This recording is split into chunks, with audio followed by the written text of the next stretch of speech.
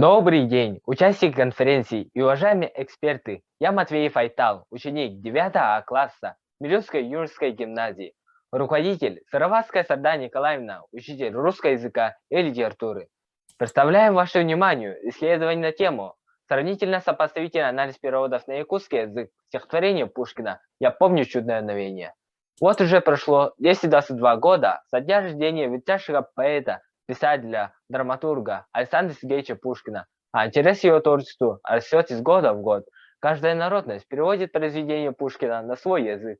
Якутский народ не исключение, ведь переводы играют большую роль в обмене мыслями между разными народами и служит делу распространения сокровищ мировой культуры.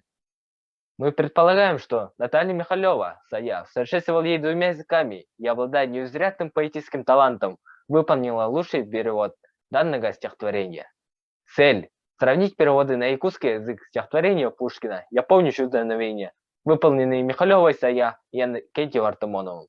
Задачи – дать определение переводу или турному переводу. Изучить, сравнить переводы стихотворения Пушкина, выполненные Михалевой Сая и Иннокентием Артамоновым, и сделать вывод. Узнать сведения об Анне Керн и попытаться выполнить свой перевод. Взять интервью Михалевой Сая. Новизна. Перевод стихотворения Пушкина «Я помню чудное мгновение» на якутский язык недостаточно изучен. Объект исследования. Стихотворение Пушкина «Я помню чудное мгновение». Предмет исследования. Перевод стихотворения Пушкина, выполненный Сая и Артамоновым. Перевод стихов, также известный как литературный перевод и просто перевод стихотворений на другой язык.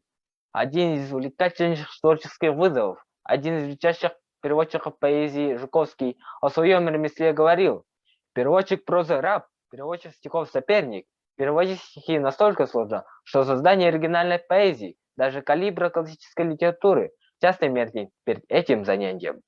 В современной научной литературе перевод трактуется как средство обеспечить возможность общения, коммуникации между людьми, говорящими на разных языках.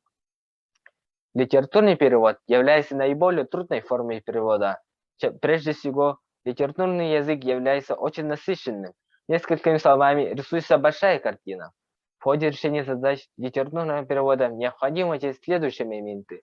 Стиль текста оригинала, он должен быть полностью сохранен и оставаться неизменным при переводе на другой язык, чтобы стиль текста исходного текста полностью соответствовал друг другу.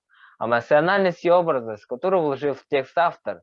Здесь задача переводчика – осуществлять художественный перевод, заключаясь в подбор соответствующей лексики, оборотов, выражений, имеющихся в языке, чтобы в итоге переведенный текст имел не только точно переведенное содержание, но и отвечал изначальному авторскому замыслу.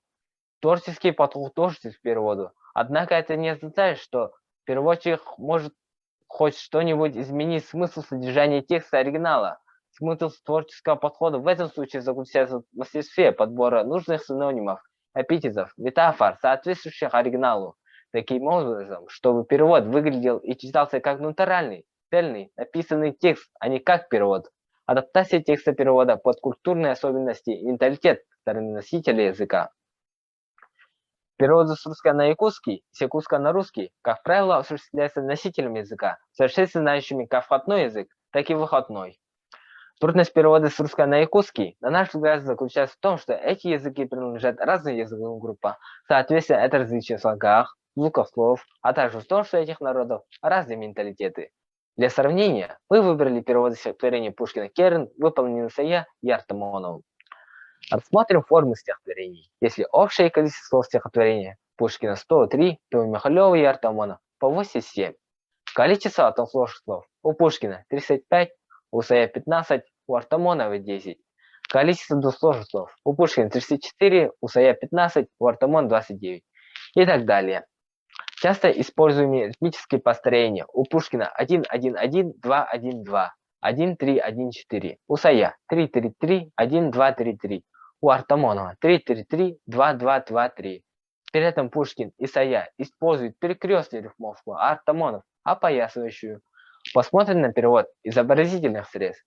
Например, эпитет «голос нежный» Сая переводит «всегда слугом боланган». Здесь эпитет преобразован в образ путеводной звезды, а Артамонов дает точный перевод из термина «санган». Также мы рассмотрели переводы сравнений, метафор, рядов однородных членов. Мы взяли интервью Натальи Михалевой. Были заданы следующие вопросы. А также я попытался сделать свой перевод данного стихотворения. Изучив, что такое перевод и художественный перевод, проанализировав переводы стихотворения Пушкина, я помню чудное мгновение, выполненные Михалевой Сая и Иннокентием Артамоновым, мы пришли к выводу, что литературный перевод является наиболее трудной формой перевода, чем обычный перевод, так как литературный язык является насыщенным различными языковыми средствами, стихотворения имеют и особую форму. В своем переводе Сая сумела передать все пласты стилистических значений и антеков значений оригинального текста на якутский язык. Она нашла адекватную передачу образной информации, выраженной эпитетами, метафорами и сравнениями. Иннокентий Артамонов в основном производит точный перевод. Особое внимание он обращает на форму стихотворений, чем на образную информацию. Перевод стихотворений на якутский язык – дело сложное. Для выполнения хорошего перевода на якутский язык нужно совершенственно владеть двумя языками, знать правила стихосложения, чтобы точно передать и форму, и содержание переводимого стихотворения.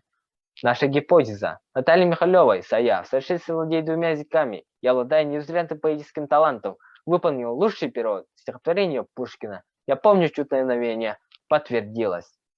Спасибо за внимание.